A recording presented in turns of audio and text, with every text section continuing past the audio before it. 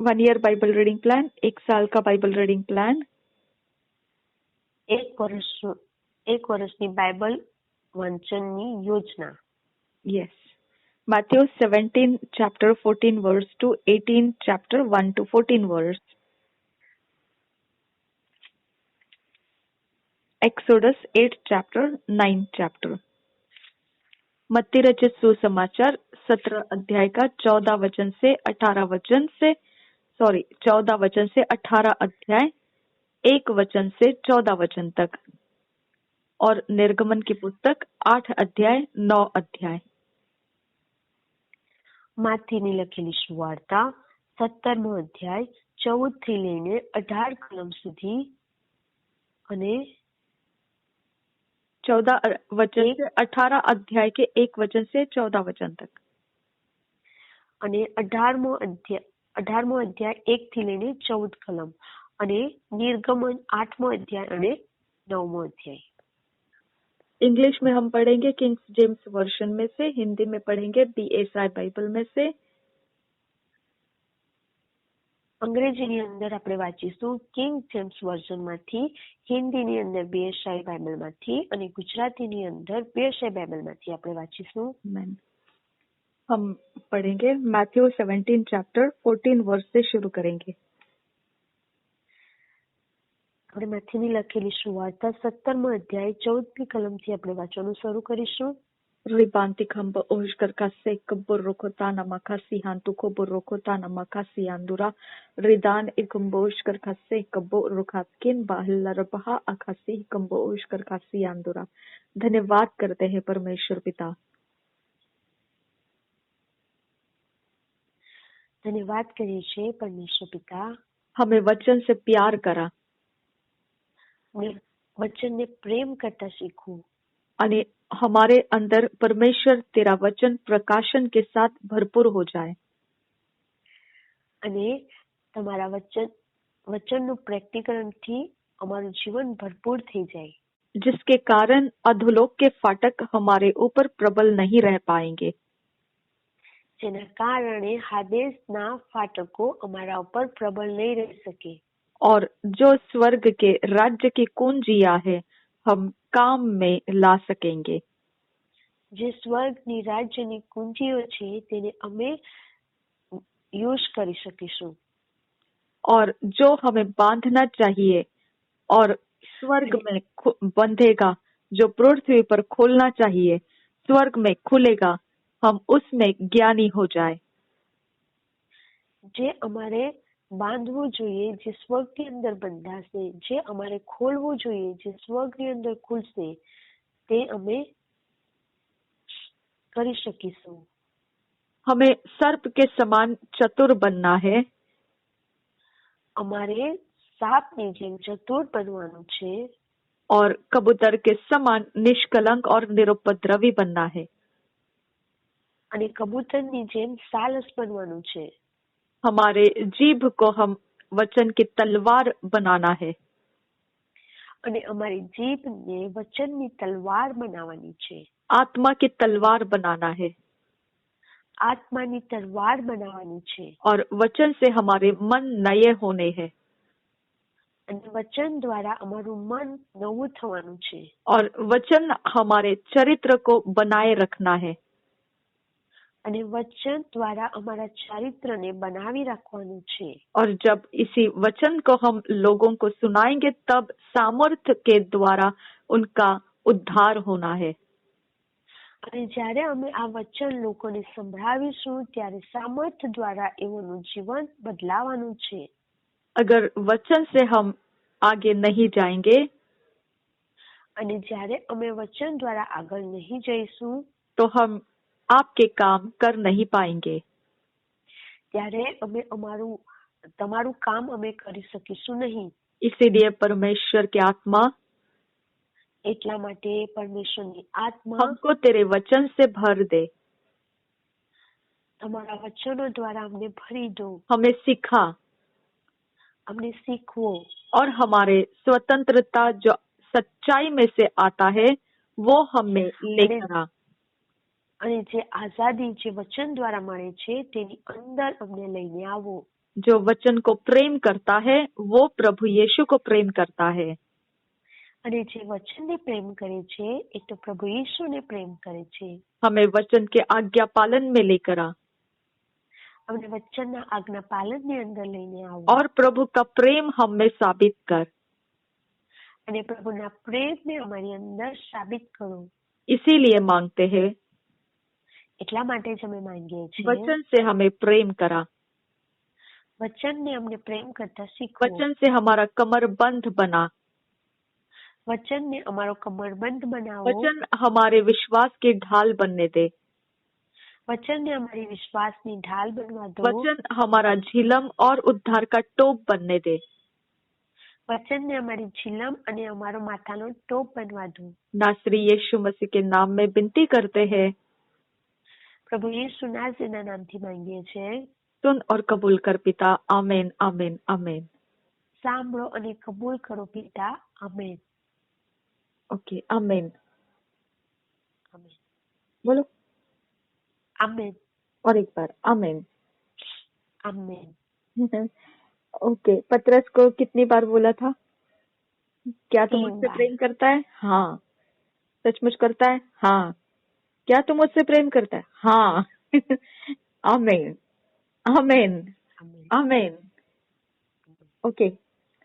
Matthew 17 chapter 14 verse से हम शुरू करेंगे और लगातार साथ साथ हिंदी में भी पढ़ेंगे एक एक वचन और साथ साथ गुजराती में भी पढ़ते जाएंगे. ઓકે. बोलिए. આપણે ઇંગ્લિશની અંદર કિંગ જેમ્સ વર્ઝનમાંથી વાંચીશું, હિન્દીની અંદર બેસાઈ બાઇબલમાંથી વાંચીશું અને ગુજરાતીની અંદર બેસાઈ બાઇબલમાંથી વાંચીશું. પહેલા આપણે ઇંગ્લિશમાંથી વાંચીશું, પછી હિન્દીમાં વાંચીશું અને ત્યાર પછી આપણે ગુજરાતીની અંદર વાંચીશું. એમ આપણે ત્રણેય ભાષાઓમાં એકી સાથે આપણે વાંચતા જઈશું. 14th verse. And when they were come to the multitude, there came to him a certain man kneeling down to him, saying, Lord, have mercy on my son, for he is lunatic and sore vexed, for oft times he falleth into the fire and oft into the water. 14-15 verse. Hindi में पढ़ते हैं. 14 और 15 वचन 17 अध्याय का BSI Bible में से पढ़ेंगे. जब दुष्ट आत्मा ग्रस्त बालक को चंगा करना. 14 वचन से आगे 15 वचन तक. जब वे भीड़ के पास पहुंचे तो एक मनुष्य उसके पास आया और घुटने टेक कर कहने लगा, हे प्रभु, मेरे पुत्र पर दया कर, क्योंकि उसको मिर्गी आती है और वह बहुत दुख उठाता है और बार बार आग में बार बार पानी में गिर पड़ता है. ગુજરાતી બાઇબલ બેસાઈમાંથી વાંચીશું. માથેની લખેલી સુવાર્તા 17મો અધ્યાય 14 અને 15 કલમ. અને જ્યારે તેઓ લોકોની ભીડ પાસે આવ્યા ત્યારે એક માણસે તેની પાસે આવીને તેની આગળ ઘૂંટણ ટેકવીને કહ્યું કે, ઓ પ્રભુ, મારા દીકરા પર દયા કર, કેમ કે તેને ફેફડાનું દર્દ છે ને તે ઘણું પીડાય છે, કેમ કે તે ઘણી વાર અગ્નિમાં ને ઘણી વાર પાણીમાં પડી જાય છે. 16 वर्ष से पढ़ेंगे. And I brought him to thy disciples and they could not cure him. 16 वचन हम पढ़ेंगे हिंदी में. मैं उसको तेरे चेलों के पास लाया था पर वे उसे अच्छा नहीं कर सके. ગુજરાતી બાઇબલ બેસાઈમાંથી વાંચીશું. 16મી કલમ. અને તેને હું તારા શિષ્યોની પાસે લાવ્યો હતો પણ તેઓ તેને સાજો કરી ન શક્યા. 17 verse. Then Jesus answered and said, O faithless and perverse generation, how long shall I be with you? How long shall I suffer you? Bring him hither to me. 17 वचन हिंदी में. यीशु ने उत्तर दिया, हे अविश्वासी और हठीले लोगों, मैं कब तक तुम्हारे साथ रहूंगा, कब तक तुम्हारी सहूंगा? उसे यहाँ मेरे पास लाओ. ત્યારે ઈસુએ તેને ઉત્તર દીધો કે, ઓ અવિશ્વાસી તથા આડી પેઢી, ક્યાં સુધી હું તમારી સાથે રહીશ, ક્યાં સુધી હું તમારું સહીશ? તેને મારી પાસે અહીં લાવો. 18th verse. And Jesus rebuked the devil and he departed out of him and the child was cured from that very hour. 18 वर्ष हिंदी में. तब यीशु ने दुष्ट आत्मा को डांटा और वह उसमें से निकल गई और लड़का उसी घड़ी अच्छा हो गया। ત્યારે 17મી કલમ ત્યારે ઈસુએ તેનું 18મી કલમ પછી ઈસુએ તે ભૂતને ધમકાવ્યું અને તે તેનામાંથી નીકળ્યું અને છોકરો તે ઘડીથી સાજો થયો. 19th verse. Then came the disciples to Jesus apart and said, Why could not we cast him out?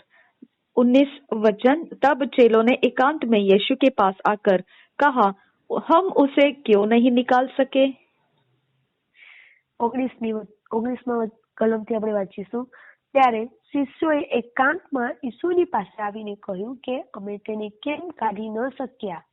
20 verse. And Jesus said unto them, Because of your unbelief, for verily I say unto you, if ye have faith as a grain of mustard seed, ye shall say unto this mountain, Remove hence to yonder place, and it shall remove, and nothing shall be impossible unto you.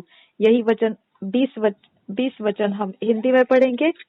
उसने उनसे कहा, अपने विश्वास के घटे के कारण, क्योंकि मैं तुमसे सच कहता हूँ, यदि तुम्हारा विश्वास राई के दाने के बराबर भी हो, तो इस पहाड़ से कह सकोगे, यहाँ से सरक कर वहाँ चला जा, तो वह चला जाएगा, और कोई बात तुम्हारे लिए असंभव न होगी. આપણે 20મી કલમથી વાંચીશું.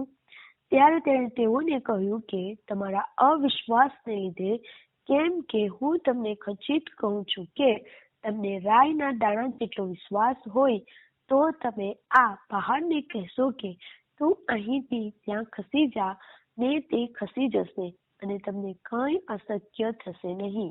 21 verse. Howbeit this kind goeth not out but by prayer and fasting. 21 वचन. पर यह जाति बिना प्रार्थना और उपवास के नहीं निकलती. 21મી કલમ. પણ પ્રાર્થના તથા ઉપવાસ વગર એ જાત નીકળતી નથી. 22 verse. And while they abode in Galilee, Jesus said unto them, The Son of Man shall be betrayed into the hands of men.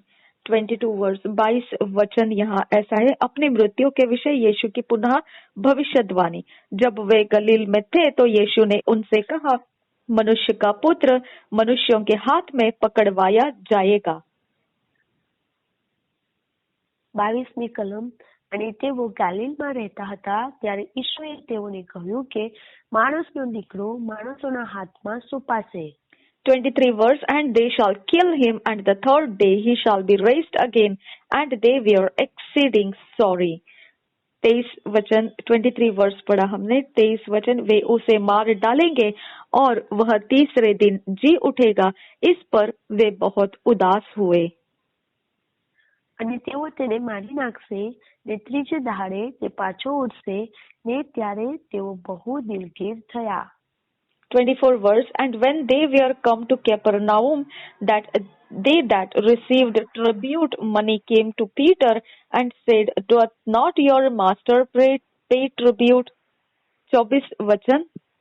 मंदिर का कर. जब वे कफरनाहूम पहुंचे तो मंदिर का कर लेने वालों ने पतरस के पास आकर पूछा, क्या तुम्हारा गुरु मंदिर का कर नहीं देता? 24મી કલમ. અને તેઓ કફરનહૂમમાં આવ્યા ત્યારે કર લેનારાઓએ પિતાની પાસે આવીને કહ્યું કે શું તમારો ઉપદેશક મંદિરના કરનું નાણું નથી આપતો?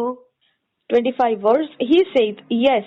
And when he was come into the house, Jesus prevented him, saying, What thinkest thou, Simon, of whom do the kings of the earth take custom or tribute, of their own children or of strangers? 25 वचन. उसने कहा, हाँ, देता है. जब वह घर में आया तो यीशु ने उसके पूछने से पहले ही उससे कहा, हे शमौन, तू क्या सोचता है? पृथ्वी के राजा महसूल या कर किन से लेते हैं, अपने पुत्रों से या परायों से? 25મી કલમ. તેણે કહ્યું કે હા, અને ઘરમાં તે આવ્યો ત્યારે તેના બોલવા અગાઉ ઈસુએ કહ્યું કે સિમોન, તને શું લાગે છે? પૃથ્વીના રાજાઓ કોની પાસેથી દાણ અથવા કર લે છે? પોતાના દીકરાઓ પાસેથી કે પારકાઓ પાસેથી? 26 verse, Peter saith unto him, of strangers Jesus saith unto him, then are the children free. यहाँ पर 26 वचन इस प्रकार से कहता है, पतरस ने उससे कहा परायों से, यीशु ने उससे कहा तो पुत्र बच गए. 26મી કલમ. અને પિતરે તેને કહ્યું કે પારકાઓ પાસેથી. ત્યારે યીશુએ તેને કહ્યું, ત્યારે દીકરાઓ તો છૂટા છે. 27 verse, notwithstanding, lest we should offend them, go thou to the sea and cast an hook, and take up the fish that first cometh up, and when thou hast opened his mouth, thou shalt find a piece of money, that take and give unto them for me and thee. यहाँ पर 28-27 वचन ऐसा है, तो भी इसलिए कि हम उन्हें ठोकर न खिलाए, तो झील के किनारे जाकर बंसी डाल, और जो मछली पहले निकले उसे ले, उसका मुंह खोलने पर तुझे एक सिक्का मिलेगा, उसी को लेकर मेरे और अपने बदले उन्हें दे देना. 27મી કલમ. તો પણ આપણે તેઓની ઠોકર ન ખવડાવીએ, માટે તું સમુદ્ર કિનારે જઈને ગળ નાખ, અને જે માછલી પહેલી આવે તેને પકડી લે, ને જ્યારે તું તેનું મોં ઉઘાડશે ત્યારે તેમાંથી તને નાણું મળશે, તે લઈને મારે ને તારે સારું તેઓને આપ. एक क्वेश्चन है, एक सवाल है यहाँ पर. देखो यीशु मसीह ने क्या पूछा. 25 वचन में यीशु मसीह ने क्या पूछा, हे शमौन तू क्या सोचता है, पृथ्वी के राजा महसूल या कर किन से लेते हैं. अब पृथ्वी के राजा महसूल या कर किन से लेते हैं, अपने पुत्रों से या परायों से, यानी जो बादशाह के अंदर है, बादशाह के रिश्तेदार है, ओके, बादशाह के ब्लड लाइन के, ओके, उसके बेटे हैं, बादशाह के बेटे हैं, तो बादशाह के बेटों को बादशाह का सब कुछ फ्री रहता है ना, बादशाह के बेटों को कुछ नहीं देना पड़ता है. तो यीशु ने अपने आप को बादशाह का बेटा बोला है, पृथ्वी के बादशाह का बेटा बोला है अपने आप को. यहाँ पर क्या बोला है कि अपने पुत्रों से या परायों से, तो पतरस ने बोला परायों से लेते हैं, ओके, यीशु ने कहा तो पुत्र बच गए. समझ में आया, तो पुत्र बच गए. और वो आगे जाके क्या बोल रहे हैं, तो भी इसलिए कि हम उन्हें ठोकर ना खिलाएं. समझा आपको. तो कौन है वो बादशाह जिसको प्रभु यीशु कह रहा है कि हम उसके पुत्र हैं. वो बादशाह कौन है जिसके बारे में यहाँ यीशु कह रहा है तो पुत्र बच गए, यानी यीशु मसीह खुद को बादशाह कह रहा है और पतरस को वो पुत्र कह रहा है. ऐसा है, या परमेश्वर को वो बादशाह कह रहा है और वो परमेश्वर के संगति में, मतलब पवित्र आत्मा को बादशाह कह रहा है, और पवित्र आत्मा से वो जन्म पाया है, तो उस बीज परमेश्वर का लेकर जन्म लिया है, तो उसके लिए वो उसका पुत्र बन जाता है. तो इसके लिए वो वैसा कनेक्शन बता रहा है, या कैसे कनेक्शन में वो पुत्र बच गए कह रहा है, क्वेश्चन मार्क. समझो, बोलो. અહીં જે પ્રમાણે લખવામાં આવ્યું છે, પ્રભુ ઈસુ સિમોન પીતરને પૂછે છે કે જે રાજાઓ છે તે કોની પાસેથી દાન લે છે, પોતાના દીકરાઓ પાસેથી કે પારકાઓ પાસેથી. એટલે કે અહીં પ્રભુ ઈસુ પોતાને પરમેશ્વરનો પુત્ર એટલે કે રાજા પોતાને રાજાના દીકરા તરીકે બતાવે છે. અને જે બ્લડ લાઈન હોય છે એટલે કે જે રાજાના જે પુત્ર હોય છે, પુત્રીઓ હોય છે, જે સગા સંબંધીઓ હોય છે, એના વિશે એટલે કે તે લોકો પાસે શું દાન લેવામાં આવે છે. હવે અહીં પ્રભુ ઈસુ પોતાને રાજાના પુત્ર તરીકે જણાવે છે, તો શું એ પરમેશ્વરના પુત્ર તરીકે કહે છે પોતાને, કે પછી પવિત્ર આત્માના બીજ દ્વારા એણે જન્મ લીધો હતો એટલા માટે એ પોતાને પ્રભુ ઈસુના પુત્ર તરીકે જણાવે છે કે પરમેશ્વરને બાદશાહ તરીકે જણાવે છે. શું બાબત અહીં કહેવા માંગે છે? पतरस ने बोला कि परायों से, तो यीशु ने उत्तर दिया तो पुत्र बच गए. तो पुत्र बच गए तो कौन से पुत्र, और यीशु मसीह के शब्द 27 वचन क्या बताता है? जब वो पहले बोल रहा है तो पुत्र बच गए, तो इसका मतलब वो किसको पुत्र कह रहा है और किसको बादशाह कह रहा है? तो 27 वचन में हमको क्या पढ़ने को मिलता है? बोलो। અહીં સિમોન પિતરને કહે છે કે જે પુત્ર છે એ તો બચી ગયા. તો એ કયા પુત્રને? यीशु ने बोला પ્રભુ ઈશુએ કહ્યું કે રાજાઓ પાસેથી કર લેવામાં, પારકાઓ પાસેથી કર લેવામાં આવે છે કે દીકરાઓ પાસેથી? તો દીકરાઓ તો અહીં છૂટા છે એવું જ્યારે પ્રભુ ઈશુ કહે છે તો એ કયા દીકરાઓની વાત કરે છે? अब 27 वचन वो बोल रहे हैं तो भी इसलिए कि हम उन्हें ठोकर ना खिलाएं. इसका मतलब अभी अगर यीशु તો પણ આપણે 27મી કલમની અંદર લખવામાં આવ્યું છે તો પણ આપણે તેઓને ઠોકર ના ખવડાવીએ માટે. तो यहाँ 27 वचन क्या बता रहे हैं? तो भी इसलिए कि हम उन्हें ठोकर ना खिलाए, यानी वो बादशाह है और हम उनको कर देते वक्त हम पुत्र है, तो पुत्र बादशाहों को कर नहीं देते हैं, ये कहना है. और वो बादशाह किस जगह के? पृथ्वी के बादशाह. ओके, हम पृथ्वी के बादशाह के संतान है, तो हमको कर देने की जरूरत नहीं है. अगर वो ऐसा बोलने जाएगा तो महसूल मांगने वाले बादशाह ठोकर खाएंगे, ऐसा यीशु कह रहा है. हम पृथ्वी के बादशाह के पुत्र है, इसके लिए हमको कर देने की जरूरत नहीं है. अगर ये बात इन महसूल मांगने वालों को बोलने जाएंगे तो फिर ये ठोकर खाएंगे, ऐसा यीशु कह रहा है. આપણે બાદશાહના બાળકો છે માટે આપણે કર આપવાની જરૂર નથી એમ જો આપણે કહીશું તો જે કર માંગવા વાળા હોય છે એ લોકો ઠોકર ખાશે એવું અહીં પ્રભુ ઈસુ કહે છે. हाँ, तो अब आपको 2 क्वेश्चन का आंसर ढूंढ निकालना है. यीशु ने किन को पुत्र कहा और यीशु ने किसको बादशाह माना? ठीक है, तो તમારે 2 પ્રશ્નોનો ઉત્તર તમારે શોધવાની જરૂર છે કે અહીં બાળકો એટલે કે દીકરાઓ કોને કહેવામાં આવ્યા છે અને અહીં બાદશાહ કોને કહી રહ્યા છે પ્રભુ ઈસુ? जिसके कारण उनको कर देने की जरूरत नहीं पड़ेगी, ऐसा वो किसको बादशाह समझ रहा है? જેના કારણે એમને કર આપવાની જરૂર નહીં પડશે એ બાદશાહ અહીં કોને કહી રહ્યા છે? पृथ्वी का वो कौन सा बादशाह है? પૃથ્વીનો એ કયા બાદશાહની વાત કરી રહ્યા और છે? किस पुत्र वो पृथ्वी के बादशाह के बच्चे हैं, ऐसा वो कह रहा है. અને કયા પુત્ર જે બાદશાહના પુત્ર છે તેમની અહીં વાત કરવામાં આવી રહી છે. क्वेश्चन मार्क है ये. પ્રશ્ન ચિહ્ન છે અહીં. ओके, तो आगे बढ़ेंगे. तो झील के किनारे जाकर बंसी डाल और जो मछली पहले निकले उसे ले, उसका मुंह खोलने पर तुझे एक सिक्का मिलेगा, उसी को लेकर मेरे और अपने बदले उन्हें दे देना. यानी उसने खुद का भी कर दे दिया उस जगह में. उसने इसलिए नहीं दिया कि वो देने के लिए उसके ऊपर जायज कानून है, ऐसा नहीं दिया. ओके, वो कानून के नीचे रहकर नहीं दिया. उसने उस महसूल मांगने वाले को दुखी नहीं करना है, इसकी वजह से दिया. समझ में आया?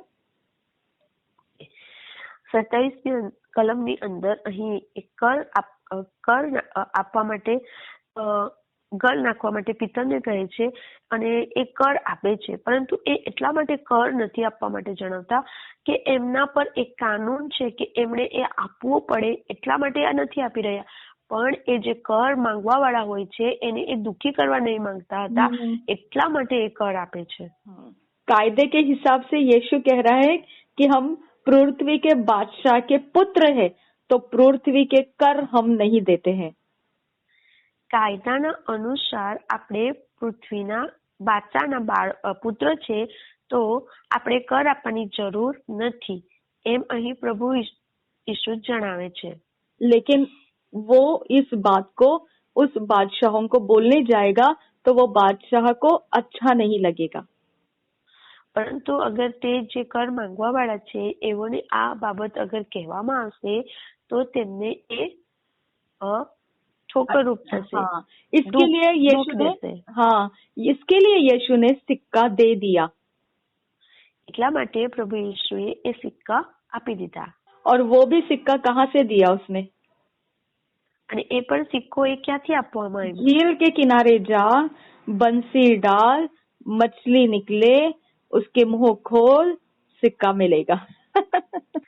સમુદ્ર કિનારે જઈને ગલ નાખ અને જે માછલી પહેલી આવે તેને પકડી લે અને જ્યારે તેનું મોં ખોલશે તો તેમાંથી તને નાણું મળશે અને તેમાંથી તે નાણું લેવામાં આવ્યું. तो पृथ्वी के बादशाह के संतान को अगर कुछ मांगा जाए इस संसारिक नियमों के नीचे, तो हमारे रास्ते पृथ्वी के बादशाह का संतान होने के रास्ते अलग रहते हैं. उन जरूरतों को, उन मांगों को पूरा करने के रास्ते हमारे पास अलग तरीके के हैं. જ્યારે આપણે પૃથ્વી પર બાદશાહના પુત્ર છે ત્યારે જ્યારે આપણી પાસે કઈ માંગણી કરવામાં આવે છે ત્યારે એ માંગણીઓને પૂરી કરવા માટેના જે રસ્તાઓ હોય છે તે બીજાઓ કરતા આપણા રસ્તાઓ ખૂબ જ અલગ હોય છે. ये संसार की सैलरी हमारा रास्ता नहीं है. આ જે સંસારનો જે પગાર છે તે આપણો રસ્તો નથી. हमारे बिजनेस का प्रॉफिट हमारा रास्ता नहीं है. આપણે જે બિઝનેસ કરીએ છીએ એનો જે નફો છે તે આપણો રસ્તો નથી. कोई भी हमारी प्रॉपर्टी, इस्टेट, जमा पूंजी हमारा रास्ता नहीं है. કોઈ પણ આપણી માલ મિલકત અને આપણી બચત એ આપણા રસ્તા નથી. जो भी संसार के अंदर खाने पीने की चीजें, वो हमारा रास्ता नहीं है. જે પણ સંસારની ખાવા પીવાની બાબતો છે તે આપણો રસ્તો નથી. जो भी संसार के अंदर जो भी इलाज है वो हमारा रास्ता नहीं है. જે પણ જગતની અંદર જે ઇલાજ છે એ આપણો રસ્તો નથી. जो हमारा रास्ता है वो संसार के साथ मेल नहीं खाता है.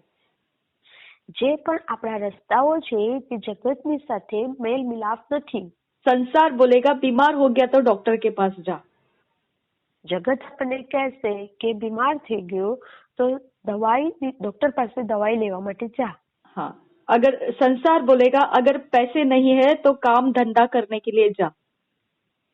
જગત આપણને કહેશે પૈસા નથી તો કામ ધંધો કરવા માટે જા.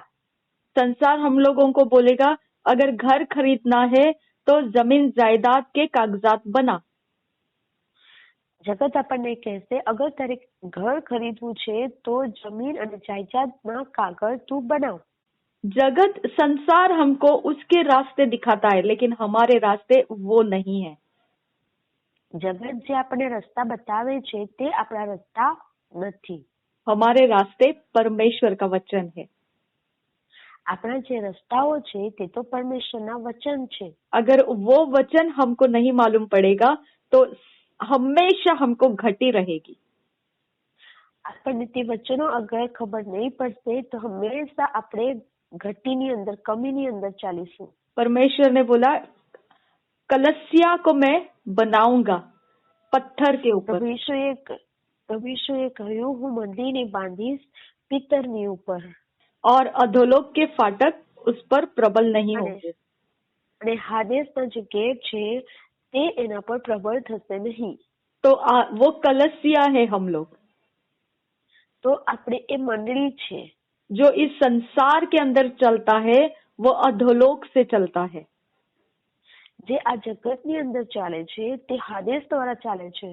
शरीर की वासना, શરીરની વાસનાઓ, जीवन का घमंड, જીવનનું ઘમંડ, अब आंखों की अभिलाषा, આંખોની અભિલાષા, शरीर को अय्याशी चाहिए, શરીરને અયાસી જોઈએ છે, आंखों को एकदम चकाचौंध चाहिए, આંખોને એકદમ ચકાચौंध જોઈએ છે, और लोगों के बीच में नामचीन रहना चाहते हैं. અને લોકોની અંદર પોતાનું નામ મહાન કરવા માંગે છે. ये सब कुछ जो लेने का तरीका है संसार के पास, આ જે બધું જ લેવાની જે રસ્તો છે જગતની પાસે, वो हमारे रास्ते नहीं है. તે આપણા રસ્તાઓ નથી. और हमारी वो डिमांड भी नहीं है. અને તે આપણી માંગણી પણ નથી. इसके लिए वो रास्ते भी हमारे नहीं है. એટલા માટે જ એ રસ્તા પણ આપણા નથી. हमारे पास शरीर की जरूरतें परमेश्वर का वचन है. આપણી પાસે શરીરની જરૂરિયાતોને માટે પરમેશ્વરના વચનો हमारे છે. आंखों की अभिलाषा परमेश्वर का वचन है. આપણી પાસે આંખોની અભિલાષા પરમેશ્વરના વચનો છે. हमारे जीवन का घमंड परमेश्वर का वचन है. આપણા જીવનનું ઘમંડ એ પરમેશ્વરનું વચન છે. इसके लिए हमारे शरीर के लिए वचन से मिलेगा, हमारे आंखों के लिए वचन से मिलेगा और हमारे जीवन के लिए वचन से मिलेगा. तो हमारा वचन रास्ता है. એટલા માટે આપણા જીવનને માટે વચન દ્વારા આપણે પ્રાપ્ત કરીશું. આપણે આંખોને માટે આપણે વચન દ્વારા પ્રાપ્ત કરીશું. हमारे जीवन के लिए वचन से हम प्राप्त करते हैं. આપણા જીવનને માટે આપણે વચન દ્વારા પ્રાપ્ત કરીશું. और वो सब नया रास्ता है जो संसार को नहीं मालूम है. અને એ બધા જ રસ્તાઓ નવા છે જે वो જગતને संसार ખબર से छुपा के रखा हुआ रास्ता है. અને એ જગતથી છુપાવીને રાખવામાં આવેલા वो રસ્તાઓ છે. सिर्फ परमेश्वर के संतानों का रास्ता है. અને તે તો સિર્ફ પરમેશ્વરના પુત્રના રસ્તાઓ છે. और इस पृथ्वी के ऊपर उन्हीं रास्तों से हम चलते हैं. અને આ જગતની અંદર આપણે એ જ રસ્તાઓ દ્વારા ચાલી શકીએ इसके છીએ. लिए हम गारंटेड कहते हैं, निश्चित भलाई और करुणा सदा सर्वदा हमारा पीछा करती हुई आएगी. એટલા માટે આપણે ચોક્કસ કહીએ છીએ કે નિશ્ચિત ભલાઈ અને કરુણા હંમેશા મારી સાથે રહેશે. निश्चित आएगी, निश्चित, गारंटीड, 100%. આ ચોક્કસ છે, ચોક્કસ છે, 100% આ વાત સાચી છે. किधर नहीं जाएगा भलाई और करुणा, हमको ढूंढती ढूंढती ढूंढती आएगी. ભલાઈ અને કરુણા એ આપણને શોધતી શોધતી આપણી પાછળ આવશે. हम कहीं पर भी जाए हमको कभी घटी नहीं होगी. આપણે ક્યાંય પણ જઈએ આપણને કોઈ પણ બાબતની કમી થશે નહીં. क्योंकि हमको जो चाहिए हम प्रार्थना करेंगे हमको मिल जाएगा. આપણને જે પણ જોઈએ તેના પર આપણે પ્રાર્થના કરીશું આપણને અને તે આપણને મળી જશે. हमको जहाँ भी जो कुछ भी चाहिए हम सारी बातों को परमेश्वर के वचन में ढूंढेंगे. આપણને જે પણ જ્યાં પણ જોઈએ તે બાબતોને માટે આપણે પરમેશ્વરના વચનની અંદરથી આપણે તે શોધવાનો પ્રયત્ન संसार में કરીશું. जाके नहीं ढूंढेंगे. આપણે સામે જઈને એ શોધીશું નહીં. संसार के तरीकों को नहीं जाएंगे. જગતના તરીકા પ્રમાણે આપણે નહીં શોધીશું. जगत में मृत्यु के तरीके हैं. જગતની અંદર મૃત્યુના તરીકાઓ છે. तो वो अनंत तक हमेशा तक नहीं रहता है. અને તે હંમેશા અનંત સુધી નથી રહેતા. थोड़ा समय तक हमको रहेगा, થોડા સમય સુધી તે આપણી સાથે રહેશે. बाद में दोबारा हमको प्राप्त करने के लिए संसार में जाना पड़ेगा. અને ફરી આપણે પ્રાપ્ત કરવા માટે જગત પાસે આપણે ફરી જવું પડશે. सब कुछ खत्म होता रहता है संसार का. જગતનું જે હોય છે તે હંમેશા ખતમ થતું રહે છે. सब कुछ खत्म होते रहता है. બધું ખતમ થતું રહે છે. पैसा खत्म, संपत्ति પૈસા खत्म, ખતમ, સંપત્તિ खाना ખતમ, पीना खत्म, ખાવાનું પીવાનું ખતમ, कपड़े पहनना खत्म.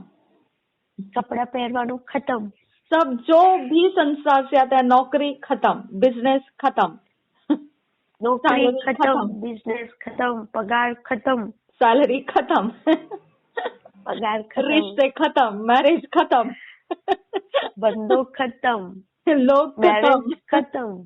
ओके, सब कुछ जो भी संसार में है, द एंड हमको दोबारा लेने के लिए जाना पड़ता है. જે પણ જગતનું છે એ ફરીથી લેવા માટે આપણે જગત પાસે बार ફરી જવું बार પડે जाना છે. पड़ता है. વારંવાર જવું પડે છે. लेकिन वचन से जो मिलता है वो ऐसा है कि वो परंतु हमारा जो- पीछा करता हुआ आएगा. જે વચન દ્વારા આપણને મળે છે તે આપણો પીછો કરતું કરતું આપણી પાસે हाँ. આવશે. मत्ती रचित सुसमाचार में दिया है ऐसा.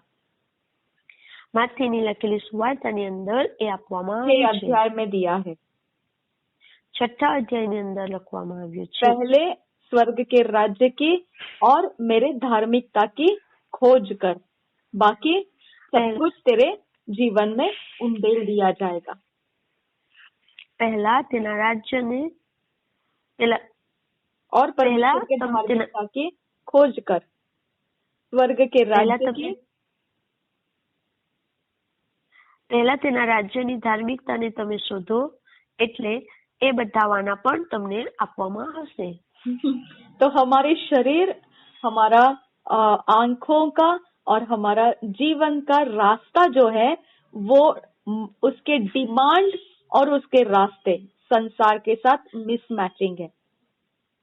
આપણા જે આંખોના રસ્તાઓ છે, જે આપણા જીવનના રસ્તાઓ છે, એ જગતના રસ્તાઓ કરતા અલગ છે.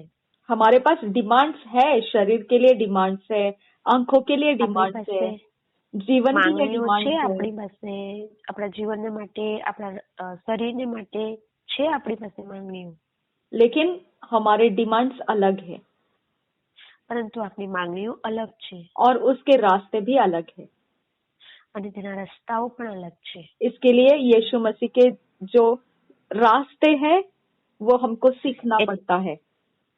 એટલા માટે જે પ્રભુ ઈસુના રસ્તાઓ છે તે આપણે શીખવા પડે છે. नहीं तो मसीह होने के बाद भी गिव मी ऐसे रहेंगे हम. दे दो मुझे, दे दो मुझे, दे दो मुझे. રહીએ છે તેમ છતાં પણ આપણે કેવું પડે છે, આપો આપો આપો. ओके, देने वाले तो बनते नहीं है, सिर्फ लेने वाले रहते हैं, है ना. આપવા વાળા તો આપણે બનતા નથી, પણ આપણે સિર્ફ લેવા વાળા બનીએ છીએ. देखो, कोई यहाँ पर सेविंग नहीं है यीशु मसीह का, लेकिन उसके पास रास्ता स्वर्ग का है.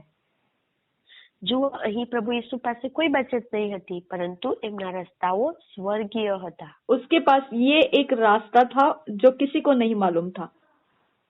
એમની પાસે આ એક રસ્તો હતો જે કોઈને ખબર નહીં હતી. वो कभी खोला उसने वो रास्ता, એ રસ્તો એમણે ક્યારે ઓપન કર્યો? जब वैसा एक समय आ गया. જ્યારે એક એવો સમય આવ્યો, तो हमारे साथ भी वैसे ही है, जब समय आता है रास्ता खोलने का इंस्ट्रक्शंस भी आ जाता है. આપણી સાથે પણ એવું જ થાય છે. જ્યારે સમય આવે છે ત્યારે આપણને એ રસ્તાઓ બતાવવામાં આવે છે. आमेन. આમેન. तो रास्ता आने का जरिया क्या है? समय आने की जरूरत है. એટલે રસ્તાઓ ખુલવાની શું વાત છે? એટલે કે જ્યારે આપણને જરૂરિયાતો जरूरत के समय से रास्ता भी खुलेगा. જરૂરિયાતો હોય છે એ સમયની અંદર રસ્તાઓ પણ ખુલી જશે. ठीक है, हम मैथ्यू 18 चैप्टर का 1 से 14 वर्स पढ़ना शुरू करेंगे. આપણે વાંચવાનું શરૂ કરીશું માથીની લખેલી સુવાર્તા 18મો અધ્યાય 1 થી લઈને 14 કલમ સુધી. Chapter 18. Christ teaches to be humble, touching offenses and forgiving one another. At the same time came the disciples unto Jesus, saying, Who is the greatest in the kingdom of heaven? And Jesus called a little child unto him and set him in the midst of them, and said, Verily I say unto you, except ye be converted and become as little children, ye shall not enter into the kingdom of heaven. Whosoever therefore shall humble himself as this little child, the same is greatest in the kingdom of heaven. And whoso shall receive one such little child in my name, receiveth me. हम एक वचन से 5 वचन तक हिंदी में पढ़ेंगे. मत्ती रचित सुसमाचार 18 अध्याय. उस स्वर्ग के राज्य में बड़ा कौन? पहले वचन से 5 तक पढ़ेंगे. उस घड़ी चेले यीशु के पास आकर पूछने लगे, स्वर्ग के राज्य में बड़ा कौन है? इस पर उसने एक बालक को पास बुलाकर उनके बीच में खड़ा किया और कहा, मैं तुमसे सच कहता हूँ कि जब तक तुम न फिरो और बालकों के समान न बनो, तुम स्वर्ग के राज्य में प्रवेश करने नहीं पाओगे. जो कोई अपने आप को इस बालक के समान छोटा करेगा, वह स्वर्ग के राज्य में बड़ा होगा. और जो कोई मेरे नाम में से एक ऐसे बालक को ग्रहण करता है, वह मुझे ग्रहण करता है. हालेलुया. पढ़ो 5 वचन तक. માથીની લખેલી સુવાર્તા ગુજરાતી બાઇબલ 2 વિષયમાંથી આપણે વાંચીશું. 18મો અધ્યાય 1 થી લઈને 5 કલમ સુધી. તે જ વેળાએ શિષ્ય ઈસુની પાસે આવીને કહ્યું કે આકાશના રાજ્યમાં સૌથી મોટું કોણ છે? ત્યારે તેણે એક બાળકને પાસે બોલાવીને તેને તેઓની વચ્ચે ઊભું રાખીને કહ્યું કે હું તમને ખચિત કહું છું કે જો તમે નહીં ફરો ને બાળકોના જેવા નહીં થાવો તો આકાશના રાજ્યમાં તમે નહીં જ બેસશો. માટે જે કોઈ પોતાને આ બાળકના જેવું દીન કરશે તે જ આકાશના રાજ્યમાં સૌથી મોટું છે. देखो ये વળી જે કોઈ મારે નામે એવા એક બાળકનો અંગીકાર કરે છે તે મારો પણ અંગીકાર કરે છે. देखा, हमारे शरीर की डिमांड क्या है?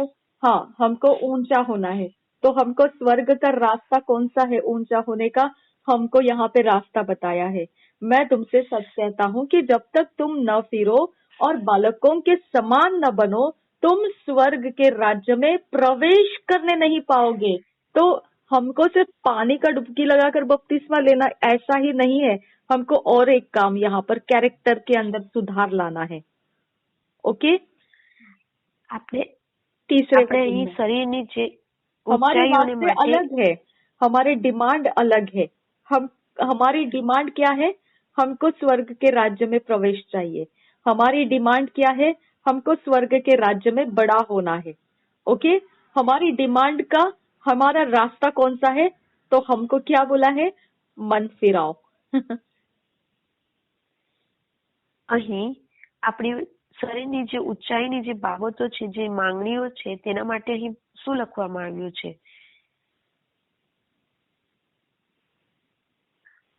તમે જ્યાં સુધી પોતાને બાળકની જેમ દીન નહીં કરશો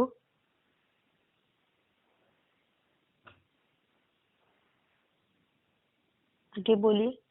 हाँ, हमारी डिमांड्स कैसी है? हमको स्वर्ग के राज्य में बड़ा होना है. આપણી માંગણીઓ કેવી છે? આપણે પરમેશ્વરની રાજ્યની અંદર આગળ વધવું છે. हमारी डिमांड क्या है? हमको स्वर्ग के राज्य में प्रवेश करना है. આપણી માંગણીઓ કેવી છે? આપણે સ્વર્ગના રાજ્યની અંદર આગળ વધવાનું છે. हमारी डिमांड क्या है? कि हम यीशु मसीह को हमारे अंदर प्राप्त करना चाहते हैं. આપણી માંગણીઓ શું છે? આપણે પ્રભુ ઈશુને પ્રાપ્ત કરવા માંગીએ तो છીએ. हमारे पास डिमांड्स है, ऐसा नहीं कि हमारे पास डिमांड्स नहीं है. આપણી પાસે માંગણીઓ છે, એવું નથી કે આપણી પાસે કોઈ માંગણીઓ हाँ, નથી. हमारे पास भी डिमांड्स है, लेकिन हमारे पास वो डिमांड नहीं जो संसार के पास डिमांड्स है. આપણી પાસે પણ માંગણીઓ છે, પરંતુ જે જગતની પાસે છે એવી માંગણીઓ આપણી પાસે નથી. संसार को चाहिए, आंखों की अभिलाषा उनको डिमांड करती है. ओके, कुछ तो જગતને बहुत જોઈએ अच्छा છે अच्छा चाहिए उनको. જગતને જોઈએ છે આંખોની અભિલાષા, કંઈક તો એવું જે એઓના શરીરને ગમે છે, એવું हाँ. સારું સારું એમને જોઈએ છે. हाँ, और संसार को चाहिए उनके शरीर में अय्याशी मिले, ऐसा माहौल उनको चाहिए. જગતને એવું જોઈએ છે જે એમના શરીરને અયાસી મળે એવું જગતના લોકોને જોઈએ છે. और संसार को चाहिए कि लोग उसको पहचाने. જગતને શું જોઈએ છે કે લોકો એમને ઓળખે, कोई उसके घमंड को टच नहीं करे. કોઈ એમના ઘમંડને સ્પર્શ ના કરે. ये डिमांड है संसार की. આ જ માંગણીઓ છે हमारी જગતની. हमारी डिमांड वो नहीं है. हमारे पास भी डिमांड है. આપણી માંગણીઓ एवी નથી. આપણી हमारी પાસે પણ डिमांड है, માંગણીઓ છે. हाँ, हमारी डिमांड है हमको स्वर्ग के राज में बड़ा होना है. આપણી માંગણી છે આપણે સ્વર્ગના રાજ્યની અંદર વધવું છે. हमारी डिमांड है हमको स्वर्ग के राज में प्रवेश करना है. આપણી માંગણી છે સ્વર્ગના રાજ્યની અંદર પ્રવેશ કરવાની. हमारी डिमांड है प्रभु यीशु हमारे अंदर आना है. આપણી માંગણી છે પ્રભુ ઈશુ આપણી અંદર આવે. अब हमारे रास्ते भी अलग है और संसार की डिमांड के रास्ते अलग है. અને આપણા રસ્તા પણ અલગ છે અને પ્રભુ ઈશુના જગતના રસ્તા પણ અલગ છે. प्रभु यीशु के रास्ते अलग है, संसार के अलग रास्ते हैं. પ્રભુ ઈશુના રસ્તાઓ અલગ છે અને જગતના રસ્તાઓ અલગ છે. प्रभु यीशु के पीछे चलने वालों की डिमांड्स अलग है और उसको प्राप्त करने के रास्ते भी अलग है. પ્રભુ ઈશુના રસ્તાઓ અલગ છે અને એ માંગણીઓને પ્રાપ્ત કરવાના રસ્તાઓ પણ अलग છે. प्रभु यीशु के पीछे चलने वालों के डिमांड्स भी अलग है और उसको प्राप्त करने के रास्ते भी अलग है. પ્રભુ ઈશુની માંગણીઓ પણ અલગ છે અને તે પ્રાપ્ત કરવાના રસ્તાઓ પણ अलग છે। संसार के डिमांड्स और उसको प्राप्त करने के रास्ते भी हमसे अलग है। જગતના રસ્તાઓ પણ અલગ છે અને उनकी मांगे भी अलग है। એમની માંગણીઓ પણ અલગ છે અને એને પ્રાપ્ત કરવાના રસ્તાઓ પણ અલગ છે। इसके लिए संसार अतृप्त है क्योंकि वहाँ सब कुछ खत्म होता रहता है।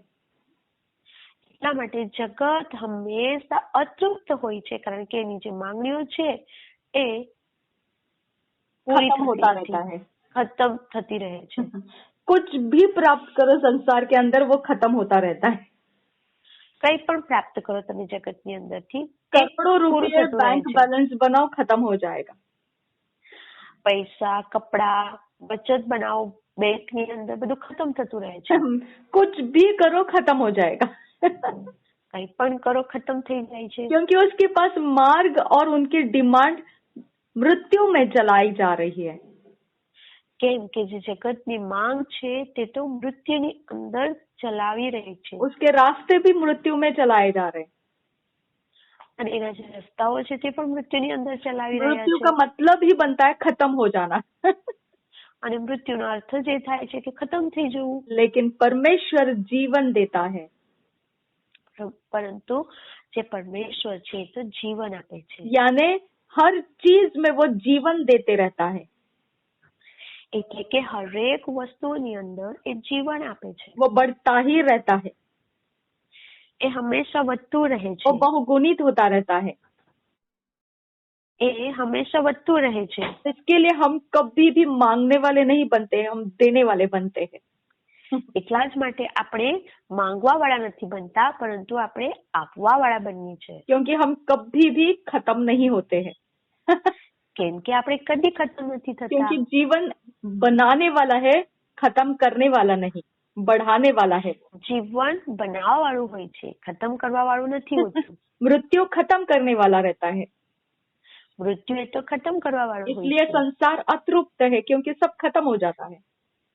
એટલા માટે જે જગત છે તે અતૃપ્ત હોય છે કારણ કે બધું ખતમ થતું રહે છે। लेकिन हम मसीह के अंदर जीवन में है, इसके लिए हम भरपूर है, बहुतायत में है, कभी खत्म नहीं होता। આપણે પ્રભુ ઈસુની અંદર છે એટલા માટે આપણી અંદર જીવન છે માટે આપણી અંદર એ બધું ખતમ થતું નથી રહેતું। कुछ बढ़ता रहता है और बहुतायत रहता है। કેટલીક વસ્તુઓ વધતી રહે છે અને કેટલીક ખૂબ જ આશીર્વાદિત હોય છે, बहुतायतથી ભરેલું હોય છે। 6 वचन से पढ़ेंगे। But whoso shall offend one of these little ones which believe in me, it were better for him that a millstone were hanged about his neck, and that he were drowned in the depth of the sea. Woe unto the world because of offences, for it must needs be that offences come, but woe to that man by whom the offense cometh.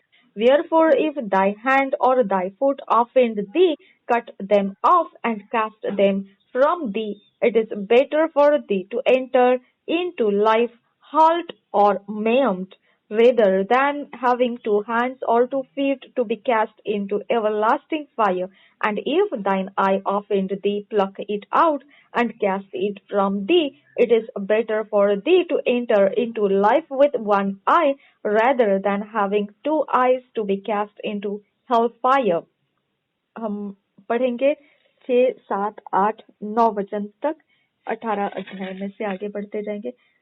पाप करने की परीक्षाएं 6 वचन से 9 वचन तक। पर जो कोई इन छोटों में से जो मुझ पर विश्वास करते हैं एक को ठोकर खिलाए, उसके लिए भला होता कि बड़ी चक्की का पाट उसके गले में लटकाया जाता और वह गहरे समुद्र में डुबाया जाता। ठोकरों के कारण संसार पर हाय, ठोकरों के कारण संसार पर हाय। ठोकरों का लगना अवश्य है, पर हाय उस मनुष्य पर जिसके द्वारा ठोकर लगती है। ओके, यदि तेरा हाथ या तेरे पांव तुझे ठोकर खिलाए तो उसे काट कर फेंक दे। टुंडा या लंगड़ा होकर जीवन में प्रवेश करना तेरे लिए इससे भला है कि 2 हाथ या 2 पांव रहते हुए तू अनंत आग में डाला जाए। यदि तेरी आंख तुझे ठोकर खिलाए तो उसे निकाल कर फेंक दे। काना होकर जीवन में प्रवेश करना तेरे लिए इससे भला है कि 2 आंख रहते हुए तो नरक की आग में डाला जाए। 6 से 9 पर। ગુજરાતી બાઇબલ 2 શ્રેણીમાંથી આપણે વાંચીશું. માથીની લખેલી સુવાર્તા 18મો અધ્યાય 6ઠી કલમથી લઈને આપણે 9મી કલમ સુધી વાંચીશું. પણ આ નાના જેઓ મારા પર વિશ્વાસ કરે છે તેઓમાંના એકને જે કોઈ ઠોકર ખવડાવશે તે કરતા તેની કોઠી ઘંટીનું પર બંધાય તે સમુદ્રના ઊંડાણમાં ડૂબાડાય એ તેને માટે સારું છે. ઠોકરોને લીધે જગતને અફસોસ છે. ઠોકરો આવવાની અગત્ય તો છે, પણ જે માણસથી ઠોકર આવે છે તેને અફસોસ છે. માટે જો તારો હાથ તારા પગ તને ઠોકર ખવડાવે તો તેને કાપી નાખીને તારી પાસેથી ફેંકી દે. તારા 2 હાથ અથવા 2 પગ છતાં તું અનંત અગ્નિમાં નંખાય એ કરતા લંગડો અથવા તૂઠો થઈને જીવનમાં પેસવું એ તારે માટે સારું છે. અને જો તારી આંખ તને ઠોકર ખવડાવે તો તેને કાઢી નાખીને તારી પાસેથી ફેંકી દે. બંને આંખ છતાં તું નરકાગ્નિમાં નંખાય એ કરતા કાણો થઈને જીવનમાં પેસવું એ તારે માટે સારું છે. आमेन। तो हमारे लिए ठोकर संसार के बारे में बोला है, ठोकरों के कारण संसार पर हाय। આપણા માટે અહીં કહેવામાં આવ્યું છે જગત દ્વારા જે ઠોકર આવે છે એટલે કે માણસ જે દ્વારા ઠોકર આવે છે તેને માટે અફસોસ यानी संसार ठोकर देने वाला संसार है। એટલા માટે એટલે કે जगत એ તો ठोकर આપવા વાળું છે। देखो संसार के अंदर से हमेशा हमको ठोकर लगती है, हमेशा अपने जगत में ठोकर, क्योंकि संसार के पास सब कुछ जो है वो परमेश्वर के विरोध का है। जगत पास जे पण छे ए बधुं ज परमेश्वरना विरोधमां छे और वो मजबूर करता है हमको संसार के अंदर के मृत्यु के ही कामों के द्वारा हम कुछ प्राप्त करते जाए। અને જગત આપણને મજબૂર કરે છે કે આપણે કંઈ પણ જે પણ જગતમાંથી પ્રાપ્ત કરીએ એ मृत्यु द्वारा प्राप्त करिए। और हम वो करना नहीं चाहते हैं, અને તે આપણે કરવા નથી માંગતા। इसके लिए हमारे अच्छे अच्छे कामों को वो बिगाड़ देते हैं। એટલા માટે જે આપણા સારા સારા કામો હોય છે તેને જગત બગાડી નાખે છે, हमारा छल करते हैं અને આપણી સાથે છેતરામણી કરે છે, हमारे अच्छी अच्छी चीजों के चोरी नाश घात कर देते हैं, અને આપણી જે સારી સારી બાબતો હોય છે તેનો નાશઘાત કરી નાખે हमको છે, दुख और कष्ट देते हैं, અને આપણને દુઃખ અને પીડા આપે છે, बेइज्जत कर देते हैं, बदनाम कर देते हैं, અને આપણા નામને ખરાબ કરી નાખે છે, આપણને બેइज्जत કરી નાખે છે, हमारे चरित्र को बिगाड़ रखते हैं, આપણા ચરિત્રને બગાડી નાખે છે। क्यों? કેમ?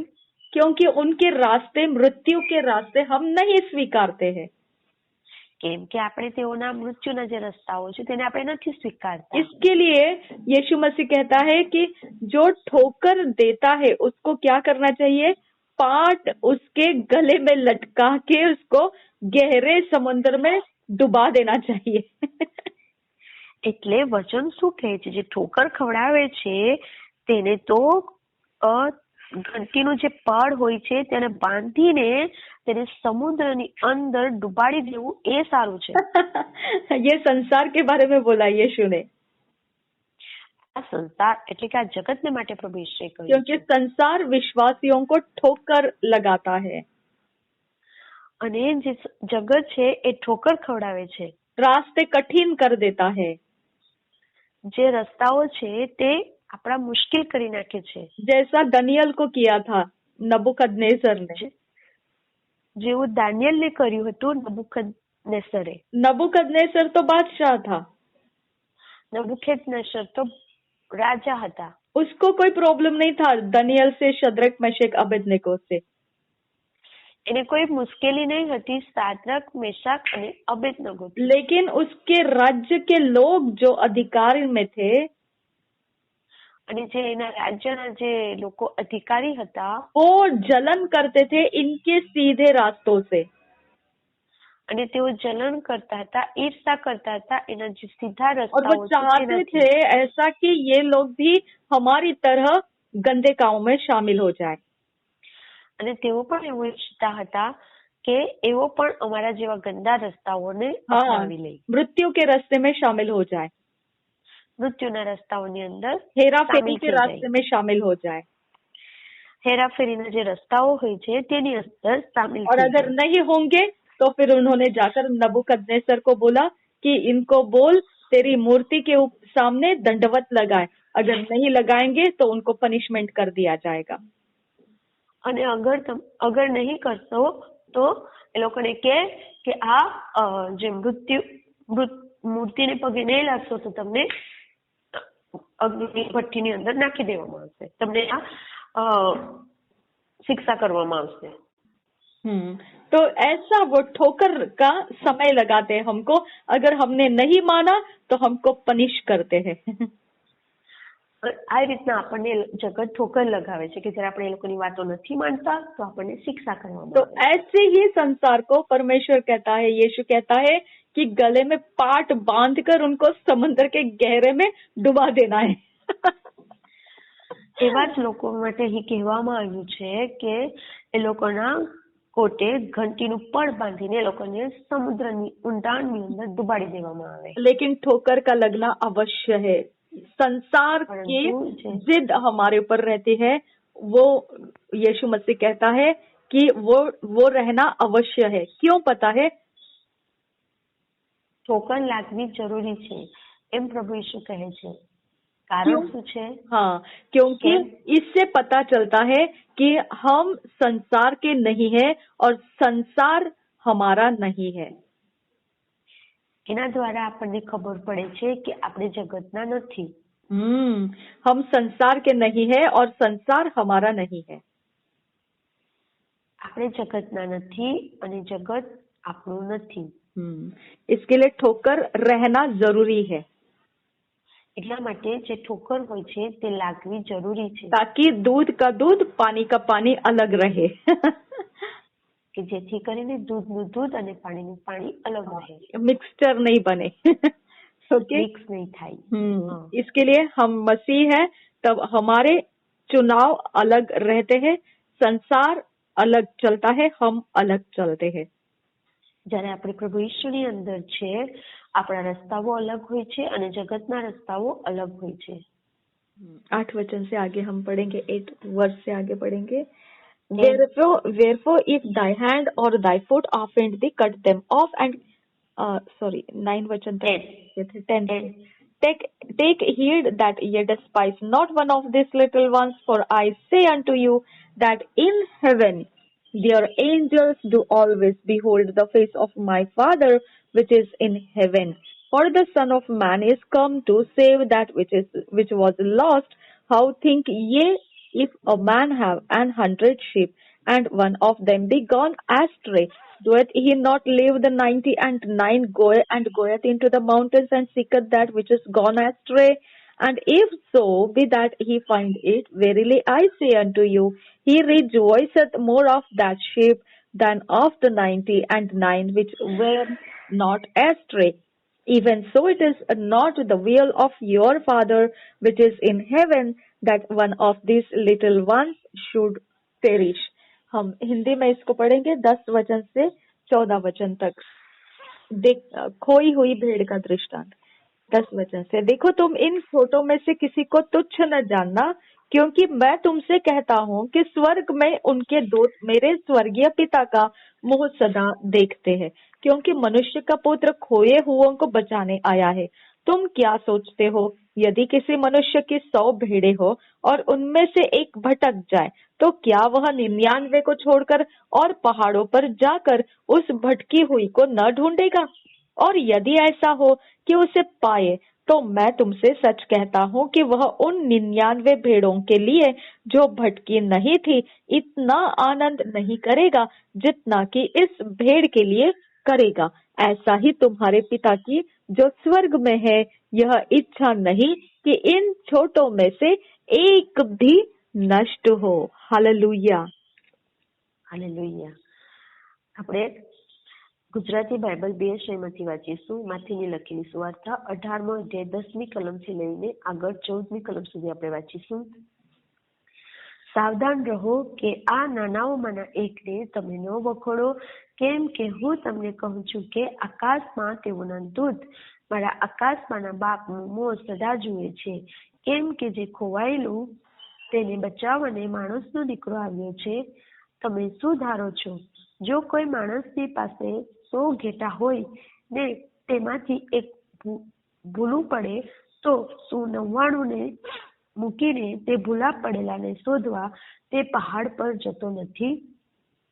અને જો તે તેને જડે તો હું તમને ખચિત કહું છું કે જે 99 ભૂલા પડેલા ન હતા તેઓના કરતાં તેને લીધે તે વધતો હરખાય છે. એમ આ નાનાઓમાંથી એકનો નાશ થાય એવી તમારા આકાશમાંના બાપની ઈચ્છા નથી.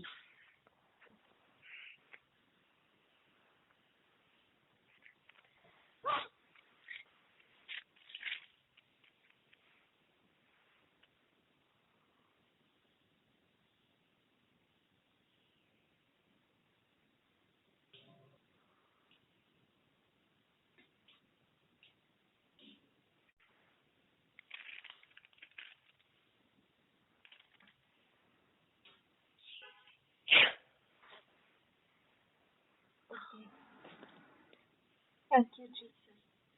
धन्यवाद करते हैं प्रभु यीशु मसीह, आपने हमें इन वचनों के अंदर से ये दृष्टांत और ये सारी बातों में से आपने हमें सिखाया, इसके लिए धन्यवाद करते हैं प्रभु यीशु मसीह। પ્રભુ ઈશુ, અમે તમને ધન્યવાદની ભેટ ચડાવીએ છીએ. આ દ્રષ્ટાંત દ્વારા તમે જે અમને વચનો દ્વારા જે શીખવ્યું તે બાબતોને માટે અમે તમને ધન્યવાદની ભેટ ચડાવીએ છીએ. पिता, तेरी इच्छा है कि छोटों में से कोई भी नाश ना हो। हमें पिता तेरी इच्छा पूरी करने का अनुग्रह कर। પ્રભુ પરમેશ્વર પિતા, તમારી ઈચ્છા છે કે આ કોઈ નાનાઓમાંથી કોઈનો પણ નાશ ન થાય, એટલા માટે તમારી ઈચ્છા પૂરી કરવા માટે તમે અમને મદદ કરો. संसार की ओर से हमने बहुत ठोकरें खाई है खुदा। अब हम જગત દ્વારા અમે ખૂબ જ ઠોકરો ખાધી છે, પરંતુ હવે પરમેશ્વર પિતા हम विश्वास करते हैं कि हमारा ठोकर खाना अवश्य था। અમે વિશ્વાસ કરીએ છીએ કે એ ઠોકરો જે અમને લાગી એ ખાવી અગત્ય હતી, जिसके कारण हम मसीह है ये साबित हुआ। જેના કારણે એ સાબિત થયું કે અમે પ્રભુ ઈશ્વરની અંદર છે. हम संसार के नहीं है ये साबित होता है। અમે જગતના નથી એ સાબિત થાય છે. धन्यवाद पिता, तेरे वचन के द्वारा हमने बहुत कुछ प्राप्त किया। ધન્યવાદ પ્રભુ ઈશુ, અમે તમારા વચનો દ્વારા ખૂબ જ પ્રાપ્ત કર્યું. और हम देने वाले बने, लेने वाले नहीं। અમે આપવા વાળા બનીએ, લેવા વાળા નહીં. धन्यवाद पिता, हमारे द्वारा हम जहाँ कहीं पर भी रहते हैं तेरे जीवन का प्रवेश कराते हैं। ધન્યવાદ પરમેશ્વર પિતા કે અમે જ્યાં પણ રહીએ છીએ ત્યાં અમે सब कुछ में जीवन को प्रवेश कराते हैं। જીવનને પ્રવેશ કરાવીએ છીએ. सब कुछ में બધી જ બાબતોની અંદર અમે જીવનને પ્રવેશ કરાવીએ છીએ. धन्यवाद प्रभु यीशु। ધન્યવાદ પ્રભુ ઈશુ, हमारे जीवन में तू आने के लिए। તમે અમારા જીવનની અંદર આવ્યા और हम कभी खत्म न होने वाले आनंद में प्रवेश कर लिए हैं। અને અમે ક્યારેય પણ ના ખતમ થાય એવા આનંદની અંદર પ્રવેશ કરી ચૂક્યા છે. भरपूरी में प्रवेश किया है। ભરપૂરીની અંદર પ્રવેશ કરી चुक्या છે. उमड़ कर बहने वाले प्याले के समान हमको तूने बना दिया है। ઉભરાતા પ્યાલાની જેમ તમે અમને બનાવી દીધા છે. धन्यवाद प्रभु यीशु। ધન્યવાદ પ્રભુ ઈશુ. नासरी यीशु के नाम में पवित्र आत्मा सारे वचनों को सिखाने के लिए धन्यवाद करते हैं। પ્રભુ ઈશુ નાસરીના નામથી પવિત્ર આત્મા અમે તમને ધન્યવાદની ભેટ ચડાવીએ છીએ જે તમે વચનો શીખવ્યા તે બાબતોને માટે. हमें फिट एंड फिक्स कर તમે અમને ફિટ અને ફિક્સ કરો ईश्वरीय रचना ઈશ્વરીય રચનાની અંદર डिवाइन ऑर्डरलीनेस में लेकर आओ। ડિવાઇન ઓર્ડરનેસની અંદર લઈને આવો. नासरी यीशु के नाम में मांगते हैं पिता, सुन और कबूल कर। आमीन आमीन आमीन। ઈસુ નાઝરીના નામથી માંગીએ છીએ, સાંભળો પિતા. Amen, amen, amen.